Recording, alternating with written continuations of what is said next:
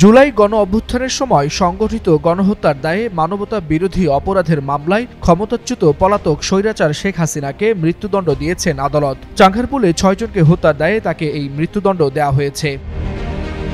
সোমবার দুপুর ২টা ৫০ মিনিটে আন্তর্জাতিক অপরাধ ট্রাইব্যুনাল ১-এর চেয়ারম্যান বিচারপতি মোহাম্মদ গোলাম মর্তুজা মজুমদারের নেতৃত্বাধীন ৩ সদস্যের বিচারিক প্যানেল এই রায় ঘোষণা করেন। তবে আন্তর্জাতিক অপরাধ ট্রাইব্যুনালের এই রায়কে প্রত্যাখ্যান করেছে বাংলাদেশে কার্যক্রম নিষিদ্ধ সংগঠন আওয়ামী লীগ।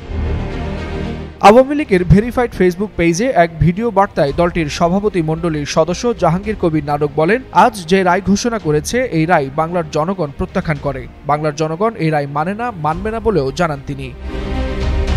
নানক বলেন, অবৈধ আদালত যে মামলার রায় দিয়েছে সেটি ১৪ই আগস্ট শুরু করে ১৭ই নভেম্বর মামলা শেষ করেছে। ৮৪ জন সাক্ষীকে সামনে রেখে ৫৪ জনকে হাজির করে ২০ দিনে মামলা শেষ করেছে। প্রতিশোধের লক্ষ্য নিয়েই এই রায় দেওয়া হয়েছে বলেও মন্তব্য করেন তিনি।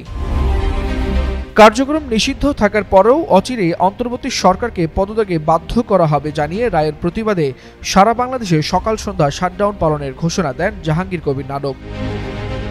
ওয়ালিউল হাসানাত, যুগান্তর নিউজ।